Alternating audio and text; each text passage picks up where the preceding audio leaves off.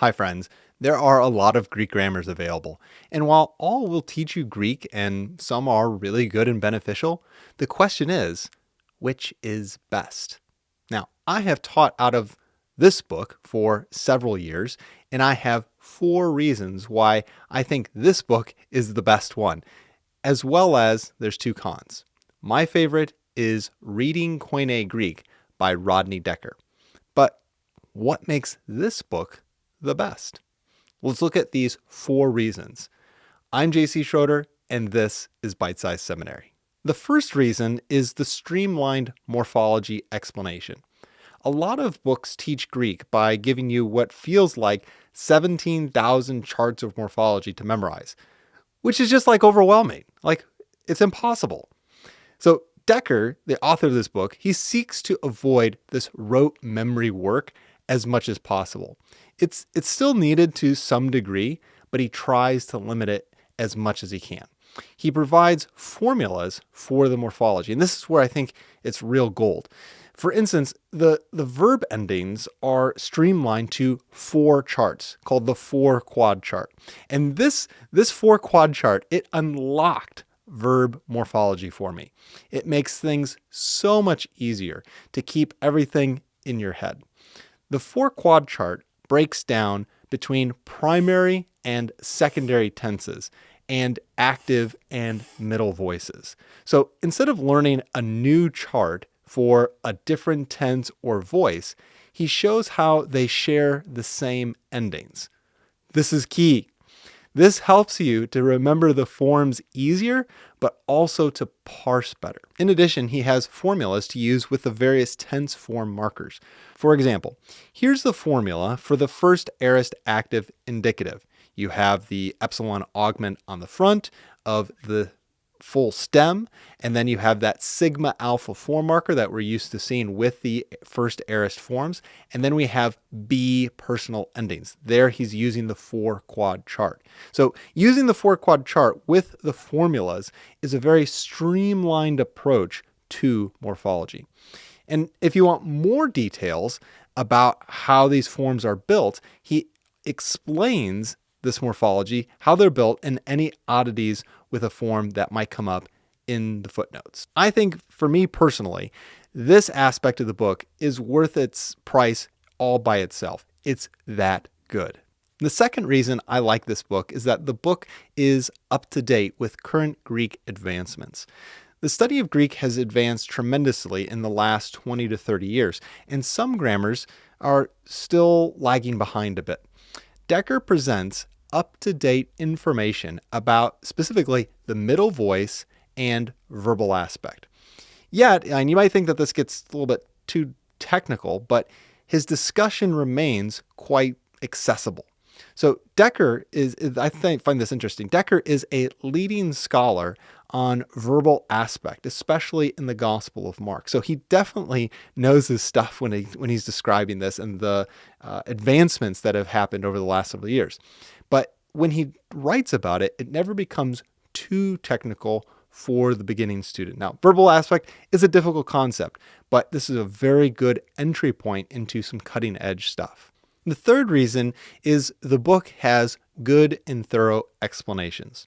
This is true in 4 different areas. First, many students do not know English grammar. I know I didn't, and thus are confused with terms and with even syntax itself. So Decker does a good job of clearly explaining a concept in English, how it works in English, before then moving on to the Greek equivalent or the topic that he's covering in Greek. This aspect is really helpful because it shows a lot of compassion for a student who's maybe struggling in learning the language. Second, it provides quote unquote advanced information for reference sections at the end of most chapters for the interested or for those that are just going to return later to this. This is one of the benefits, I think, of this book is that it will grow with you. It's not just I'm learning it right now and then I need another book later on. You may need other books later, but this will grow with you. You can easily come back to this book and fill in some gaps and already be familiar with the book. It really, I think, threads that needle well with having some intermediate aspects for you to return to. Third, for the vocabulary, there are detailed definitions along with simplified glosses.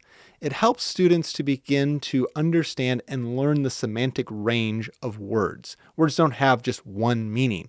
So, for example, the word Uranus, the typical glosses are sky or heaven. But Decker further gives the definition of, quote, that part of the universe surrounding the Earth, including the atmosphere, sky, and or the place where other cosmic bodies are located, the heavens, the place where God's presence is manifested, heaven. He also gives how many times the word appears in the New Testament and the Septuagint. And he does this for all of the vocabulary terms. So you're going to learn something like 425, I think it is, off the top of my head, words from the New Testament and the Septuagint. And so this is really, really helpful, helping the student to understand the different definitions of words. Fourth, it also has great charts and indices. Don't sleep on this now, because nothing frustrates a student or myself more than not being able to find something. And having really good charts to be able to say, this is what a form looks like, or having an index to be able to find where in your textbook that is really helpful. The final reason why this book is the best is that it is not limited to the New Testament only. There is a healthy amount of Septuagint readings and even some from the Church Fathers.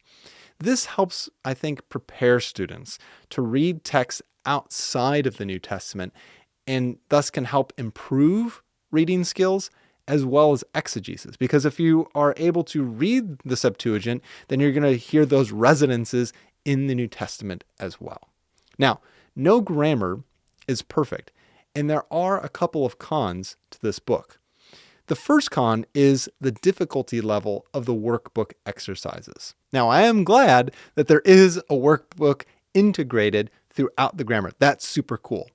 The problem, though, is that the exercises are just too difficult for beginning students. I love that you've got these exercises, that they are real Greek, they come from the New Testament and from the Septuagint, but it can just be frustrating to use. The first year I used this as a textbook in my elementary Greek class.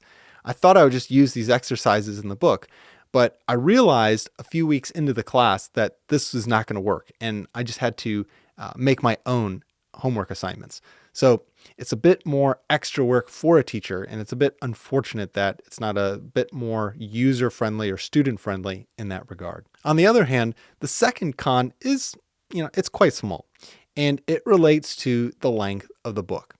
This is a big boy. It's a big book. It comes in at 672 pages. That's a lot.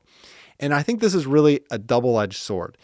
Sometimes students just need a short explanation. Here's the chart, and then move on.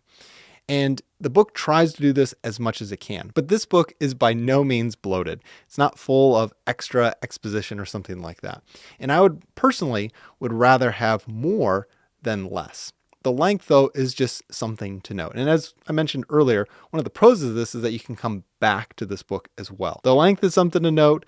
It's maybe a con, it's maybe a benefit, depending on the situation. All that to say, this is my favorite Greek grammar, and the pros definitely outweigh the cons.